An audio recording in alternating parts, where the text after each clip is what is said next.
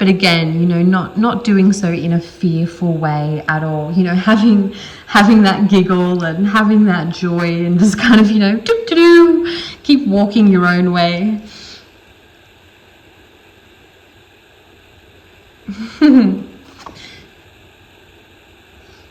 And also as well, makes me think as well with the discernment too, and that sort of eyes on the prize type energy of,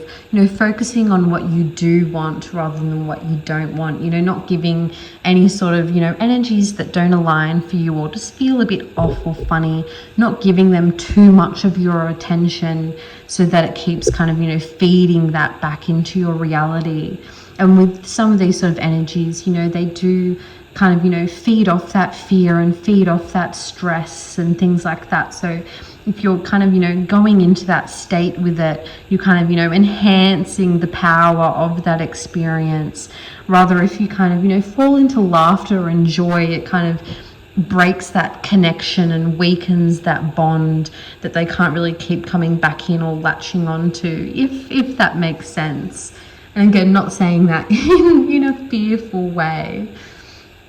but just, kind of if you think of like a dream, or when you're having a nightmare, say, or things like that, or thinking of an energetic reality, if you're in a fearful state, then that fearful energy can, manifest or attract or allow things to connect to it. It's almost like a bridge to those more sort of, fearful characters, if you will, or the sort of energies that, delve in that area. Kind of, if you're having a nightmare, you might have a scary monster appear in your dream, like raw. But if you see it more as,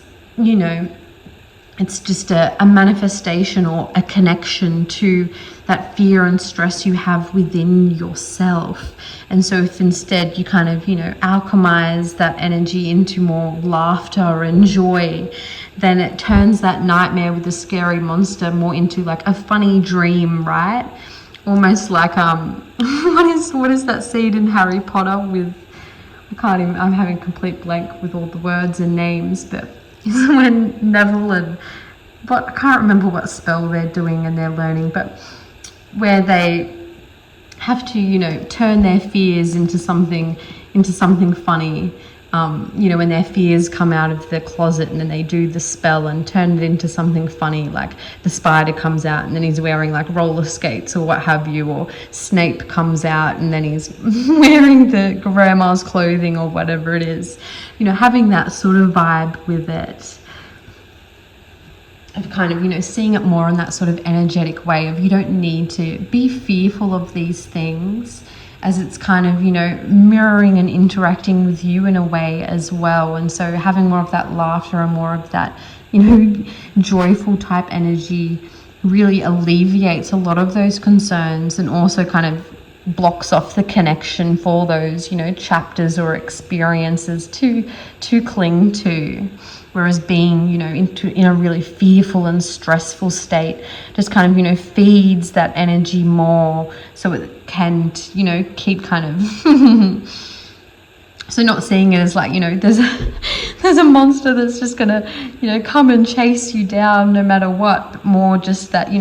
some, monsters, if you will, eat fear for breakfast, and some, gremlins, if you will, eat joy and giggles for breakfast. And so, if you're exuberating a lot of fear, then, this one's going to come along and be like, gobble, gobble, gobble. Whereas if you have more,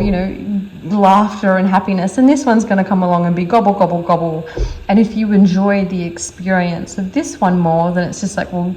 just putting that energy out more, if that makes sense. Obviously, it's not as simple as that, and not as, instant and direct and clear as it seems or sounds. But just to kind of give, the general premise of the ideas we're kind of talking about here, and how to sort of use that discernment, and also sort of use those sort of, boundaries, and also, where was it on this one here, and sort of, energetic boundary practices and what have you, and how that can kind of work for you. Whether you like to do cleansing or affirmations, or, even just, break out into a dance, or whatever you like to do for those sort of, energetic clearing and boundary practices,